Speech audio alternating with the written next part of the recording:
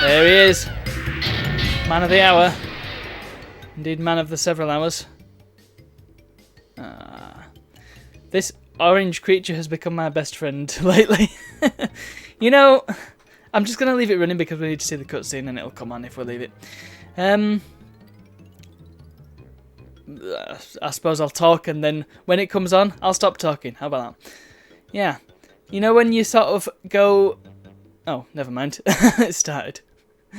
Come on then, let's see the cutscene. We need to know how it starts. But Dr. Cortex, we have not determined the cause of past failures. Moron! This Bandicoot will be my general, and he will lead my Cortex commandos to world domination. This time I shall reign triumphant. He was definitely not saying that with that lip Quickly! movement. Into the vortex! But Dr. Cortex, the vortex is not ready. It's We not have no ready. idea what it could do. Failure again! Capture him! Uh-oh. Prepare the female bandit. I mean, I suppose it got the message across succinctly, after a fashion. Let's just press the start button. Okay, so let's begin. And I realised, because I've been playing this on, well, I brought a CRT home from France. And I've been playing the PAL version of this on the CRT because playing on a CRT, it's just magical. I mean, there's input lag here, and there's not supposed to be input lag with the setup that I'm using, and yet there is just the slightest little bit of input lag. It's noticeable. When I'm playing on the CRT, there's none. It's flipping mind-blowingly smooth and clean. It's just clean. That's how I would describe it. It's clean to play. It's always a good game when it gives you a 1-up straight off the bat. CRTs, man. Can't get enough of them. Once you go CRT, you never go back. Unless, of course, you're a modern individual who uses modern technology, which would be sensible, but, you know, CRTs, man. They are the ultimate display technology, and I don't know why we ever got rid of them. Probably because they draw tons of power. And largely inefficient, very space hogging. Yeah. There's reasons, but also CRTs rock, and there should be a modern equivalent. Oh wait, there's OLED. Look, CRTs, man, they're great. Down with input lag. So yeah, the point I was making was that I had discovered a really easy way to do this level because, and I'll demonstrate what I mean. Since we're going for 100% completion, that means all the gems, and if you've played Crash before, but you might not have played the first one, then you'll know that gems are acquired by getting every crate, right? Except in the first one, you have to get every crate and not die. Now, yeah, that might seem easy. I mean, Crash, not the most difficult game. I mean, Warped isn't the most difficult game. Warped's kind of easy. 2, again, you can probably get into it. Quite accessible. First one, though, boy oh boy, hardcore. Right? So... if I just go around here, there's a bit of backtracking involved. I think the case is the same in Warped, and a few levels in 2 as well. Yeah. Up until recently, I thought the way that you got past this was just to jump on every crate, and you have to painstakingly tap the forward button and get across every crate without falling down. There's an easier way, if I don't fall down by hitting the rock. You'll notice that I actually left a crate back here before. I will point out, and in my defence, that in the PAL version Crash can actually jump a bit higher. So if I miss any jumps that look like they should have been easy to take, that's why. Don't blame me. As I was saying, before I was so rudely interrupted by that stupid death, I'll be careful this time. You'll note...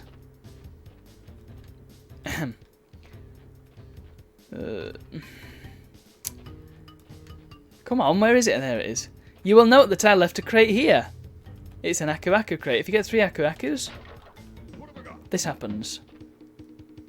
Now, there's a reason I left it there. It's because if you, I mean, you probably could do it, But the thing is, you've got crates that you need to destroy, and they slow you down a bit. So if you do it like this, then you can just go straight here, and then you run across, and it breaks all the crates. So you don't need to do all that jumping jiggery pokery, and you can just go straight to the end without dying, first time, and get a perfect straight away. So that's a good start. Jungle Rollers, you can't get the gem straight away in this because you need a gem from later on. However, you can get the bonus. I always go backwards for some reason, even though I know that there's only like 1 or 2 levels where there are crates behind you. So I just picked up a... Oh, balls. Didn't time that right. Well, that's fine. Problem with the invincibilities, it makes you run a little bit faster, which can throw you off a bit. So that's... I mean, I'm not complaining. Oh, don't drop out, you stupid signal. So, yeah. There is a green little floaty gem there, and it disappears when you get close to it, because I need the green gem from a later level. Which is a bit tragic. I mean, mostly the ones on the first island you can't do... Oh, I didn't do that very well at all. I can blame that. I'm allowed to blame the input lag. Because it isn't the best. Even though the hardware I'm using is supposed to be totally lag-free. I suspect it's to do with the software, though. Hard to tell. Of course, the official software that comes with my capture card is even laggier than OBS's, so you just gotta take what you can get. It's also been sort of knocked down to 30 FPS. When I mean, it should be playing at 30 FPS, but the capture card's picking up 60. So, by rights, it should be a 60 FPS signal. It's only using half the frames.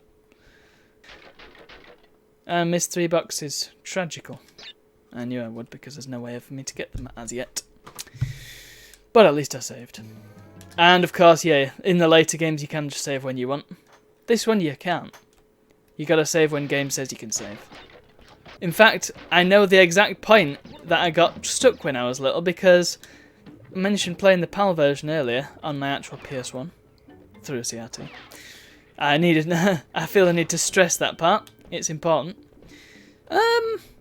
Interestingly, Spyro Crash seems to move a little bit faster when he's spinning in this version. I note. That could throw me off.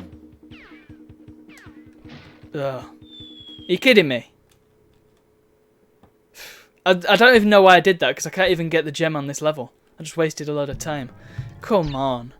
What am I playing at here? It looks like you might jump a bit further. But you don't jump quite as high. It's tricky. I feel like there is a trick in there though. I feel like there's some breadth to it. Yeah, you go faster while you're airborne as well when you spin. That's very strange. Okay. Yeah, that's going to take some getting used to. Which is weird because I know I mentioned that this isn't the first time I've 100%ed it. The first time was actually, funnily enough, on holiday. Yeah. Don't worry, I don't spend all my time gaming while I'm on holiday. That's what being at home's for. But yeah, I took my... I don't think I'll have had my PSP that long when we went on that holiday. So I took that with me, and I had a load of PlayStation games on it, including Crash, and 100%ed it on that holiday. Using this NTSC RAM. That was amusing. But I already kind of know which levels are going to be difficult, just because I remember them. And funnily enough, Slippery Climb isn't one of them. If you know about Slippery Climb, you may be thinking, oh boy, that's a tough level, but that's an easy one. I love the Wumper arrow, that's good. As if you didn't know which way you were going. Something that bothers me, actually, and we'll probably play the Insane Trilogy in the future at some point. If you've played Crash 2, there's boulder levels in that. Very cool boulder levels with great music still. But when you get to this point and the boulder hits the wall, Crash is sent flying, and it's a nice little scene. It's just another bit of attention to detail, and they took that out of Insane, which is bizarre. Don't know why they would do that. Oh my goodness, this boulder... No. Now that's interesting. How come that boulder managed to catch up with me? One of the problems of playing on a real PS2 is the fact that you've got to deal with the real PS2 D-pad. And the D-pad on the PS2 controller, and indeed the PS1 and the PS3 controller, not the best D-pad in the world. Come on. Fortunately, if you die before the first checkpoint, then you're okay. That was just me testing out the spin. It's fine. Once again, I never claim to be the best at this game. I just know that if I can get a bit more... Okay. That was the input lag there. I'm blaming the input lag. What was I even saying? I was saying something important. Oh yeah, the GameCube pad is a good pad, and a lot of people will agree with that. However, the D-pad on it isn't great. I'm probably going to get disagreed with on that front. If I was to ever come across any fervent fans of the GameCube pad, they'd probably say to me, actually the D-pad's the best thing in the world, and I'm going to disagree with you on that because it's a bit thin and fiddly. The best D-pad I've ever come across. I'm just trying to think of all the game controllers I've used. Never used a Saturn pad, so I'm not sure what the D-pad's like on that one. The one on the Mega Drive pad looks god-awful. Does not look like fun at all. But, once again, I've never really used that, so I can't comment on its usability. It might be great, it just looks bad. It looks squishy and wrong. Right, have I done it? Has he done it, ladies and gents? I have, excellent. So that's 2 down. We're on a roll here. D-pads. The one on the Wii is just a means to an end. Xbox One D-pad. That's good. Nice and clicky. Moves about as you would expect. The problem with the PS2 one is there's a big gap in the middle and your thumb skin gets stuck in it. Of course, it's not as bad as... because I went to a Mario Kart thing recently with a friend and there were some speedrunners there. Speedrunners that were trying to sort of butter me up and to be a Super Mario Kart speedrunner. I'm like, come on, I don't care enough about this game. I don't even speedrun the games that I like. And I like Super Mario Kart, but not that much. I like it a bit.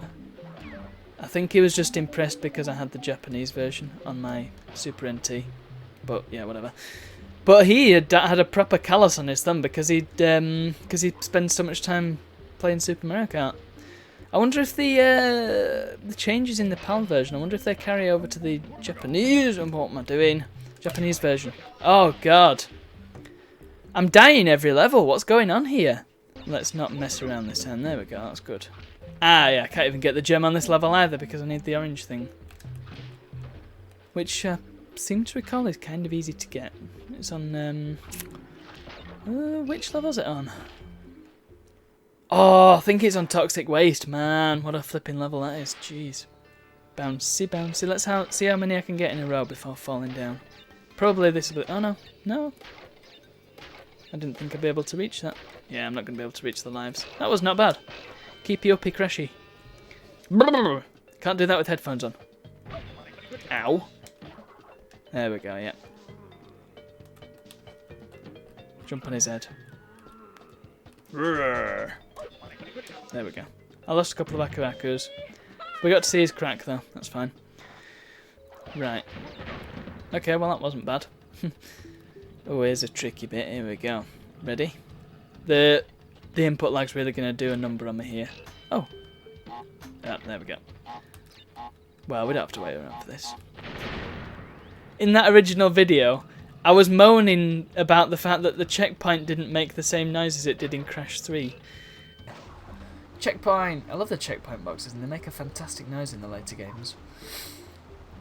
Oh, that's one of the things that these old games had, really cool sound effects that you remembered for years. Because that, I mean, I love that noise. Crash 3 is a fantastic soundscape. And this is as well, the music is just so atmospheric. It's a totally different feel and something that they kind of failed to capture in Insane, which is a bit tragic. Because the music's a bit too upbeat, whereas in this it is proper like, well, you find it more in the later levels, but it's more ambient, and I think that works better for the sort of game this is. It's not... just the way it is, the way it controls, the way it looks. The music, as it is here, fits a lot better for me.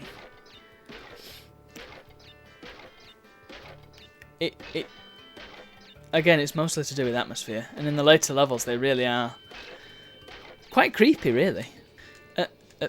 Come on. That's what I want! Ugh. Fine. Have it your way. Oh dear, no lives, Tawna, come on. This always puzzled me as a kid, because she stood right there, and yet she's the end goal sort of thing. You've got to go and rescue her from Cortex. And that first cutscene is something that Insane really did a lot better, because Tawna's actually got a bit of agency. And I know all these extreme feminist people, they band around the word agency and this and that. But, yeah, Tawna really is a likeable character now. Yeah, there we go, like you needed the blue gem for this. Which is awkward. I mean, you'd think you'd be able to just fall down on that pillar, because you can see the ground, you just can't, because the game says no. Yeah, Tawna's actually a likeable character now, as opposed to just a trophy. And that's good.